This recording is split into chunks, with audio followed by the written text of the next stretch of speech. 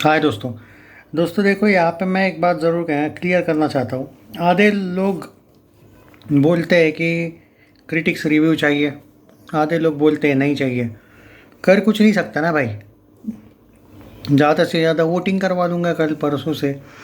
वैसे भी पोल तो डालते रहता हूँ मैं, तो ठीक है। पर अगर रिव्यू आते हैं तो भाई बताना, मेरा काम है। बाद में तुम बोलते हो अर्ली रिव्यू भी नहीं दिए, या फिर जब कुली का टाइम्स ऑफ इंडिया का मैंने रिव्यू दिया आपको जो कल आया था, तो कुछ लोग बोले भाई वॉर का भी दो। तो वॉर का जो एक फर्स्ट रिव्यू देखने को मिला है वो भी भाई यहाँ पे देखने को मिला है, तो सोचा मैं वो भी अपडेट दे दूँ। क्रिटिक्स की तरफ से आए हुए रिव्यूज़ की अलग बात है। ये एक जो रिव्यू है जो देखने को मिला है, और वो था अभी का जो रिव्यू है दोस्तों, वो आया है वाईआरएफ स्टूडियोज़ की तरफ से।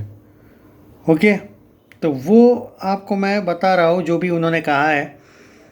तो बाकी तो मुझे नहीं पता बाकी क्या है क्या नहीं। ओके, इस रिव्यू का मैं गारंटी नहीं बोल सकता हूँ कि ये कितना सही है, पर बाकी आप लोगों पर है। फेक फेक बोलते रहो, निगेटिविटी फैलाते रहो, मैं उसका कुछ नहीं कर सकता, क्योंकि बहुत से अर्ली रिव्यूज़ जाते हैं 3-4 दिन पहले।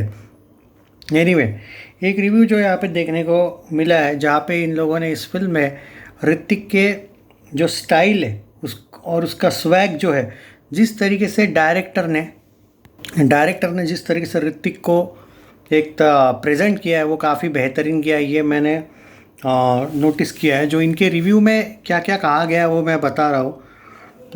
कुछ लोग यहाँ पे बोल रहे हैं कि क्या टाइगर श्रॉफ वाला एंगल है क्या। तो अभी तो यार वो कंफर्मेशन तो कुछ नहीं है भाई, उसका मैं अभी दे नहीं सकता। I don't know. जब तक मैं मेरा ओपिनियन, और देखो फिल्म देखने के बाद भी अगर टाइगर श्रॉफ वाला एंगल बहुत ज़बरदस्त वाला होगा, इम्पोर्टेंट होगा, तो स्पॉइलर होगा वो, तो मैं नहीं दे पाऊँगा भाई। सिंपल सी बात है, मैं पहले ही दिन तो कभी स्पॉइलर देने का मन भी नहीं करता है। तो नहीं भाई, वो मैं कोई भी मतलब इवन कूली का भी कोई स्पॉइलर होगा तो मैं नहीं दे पाऊँगा भाई। मुझे पता है बहुत से यूट्यूबर्स कर देते हैं वो चीज़ें, रिवील हो जाती है, अपलोड कर देते हैं। मैं भाई वो पसंद नहीं मुझे। जब ये लोग 400 करोड़ फिल्म पे लगाते हैं तो थोड़ा बहुत तो भाई रिस्पेक्ट देना चाहिए, मेरा मानना है। इन लोगों ने कहा है जूनियर एनटीआर का जो प्रेजेंटेशन है वो थोड़ा बेटर वे में दिखाना चाहिए था। Obviously Hrithik nailed the character, also junior NTR, no doubt at all, but actually the hero is a hero. जो थीम है मतलब वाईआरएफ की, हीरो हीरो है। और मैं ये पहले से ही बोलता आया हूँ, देखो वाईआरएफ कभी ये करेगा ही नहीं कि जूनियर एनटीआर का जो कैरेक्टर है उसको ऋतिक पे भारी तो वो दिखाएंगे नहीं भाई, मैं जितना वाईआरएफ को आज तक जानता हूँ।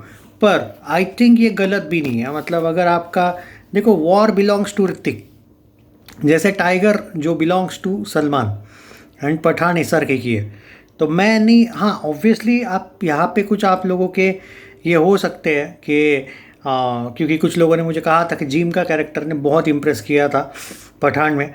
अब ये देखो, ये जूनियर एनटीआर पे अगर वो विलन है, हालांकि कुछ आर्टिकल्स ये भी बोलते हैं कि वो विलन नहीं है, तो भाई उसको अपना कैरेक्टर लोगों को, मतलब देखो भाई उसको इम्प्रेशन डालना पड़ेगा, इम्प्रेस। जैसे टाइगर श्रॉफ का कैरेक्टर, हालांकि वो अच्छा था, पर वो जो उसका बाद में मास्क वास्क लगा लेता है वो आदमी, तो टाइगर ने जो काम किया था वो काफ़ी ज़बरदस्त था कि लोगों ने टाइगर श्रॉफ को बाद में मानना शुरू किया कि भाई बंदा सिर्फ एक्शन नहीं करता, एक्टिंग भी करता है। And I am one of those कि मैंने भी उस टाइम पे उसको मानना शुरू किया था एक्टिंग का Tiger Shroff. No action dance उसका वो कोई इशू था ही नहीं, वो सिंगर भी अच्छा, पर एक्टिंग वाला टाइगर श्रॉफ वॉर में ही लोगों को देखने को मिला था। हाँ, बाद में वो छोड़ो कि हीरोपंती 2 और वो जो बड़े मियाँ छोटे मियाँ, अब उसको गणपत जैसी स्क्रिप्ट मिली और उसने एक्सेप्ट की, तो उसकी कुछ गलतियाँ हुई है, पर उसने ओवर एक्टिंग वगैरह की वाला एंगल नहीं था। अब पहले हीरोपंती की बात ना ही करो, पर मैं ओवरऑल बात कर रहा हूँ कि उसने अपने आप को एक तरीके से वॉर से वो चेंज हो गया भाई। वो टाइगर श्रॉफ 2.0 भी बोल सकते हो आप उसको, क्योंकि एक्टिंग इंपॉर्टेंट है और उसने बहुत इम्प्रेस किया था। तो ये एक एंगल है। अब जूनियर एनटीआर पे वो चैलेंज है भाई, क्योंकि जो रिव्यू के अकॉर्डिंग उनका ये कहना है कि देखो अब इम्प्रेशन की बात अलग है, जो हीरो होता है उसका इम्प्रेशन, और देखो ऋतिक एक ऐसा लुक है ना उसका कि उसके सामने टाइगर ने जिस तरीके से खड़ा हुआ था, टाइगर भी, और अपना एक इम्प्रेशन छोड़ा था। तो ये जूनियर एनटीआर पे है कि उसको कैसा उसका परफॉर्मेंस है। और मुझे नहीं पता उसने हिंदी हिंदी जो डब किया है वो उसने डब में बोला है या उसका ही खुद की वॉइस है, क्योंकि ट्रेलर में मैं रिकग्नाइज़ नहीं कर पाया भाई जूनियर एनटीआर की वॉइस। मुझे कमेंट में बता देना वो खुद उसकी वॉइस है या किसी ने वॉइस ओवर या फिर क्या बोलते हैं वो डबिंग वगैरह की है।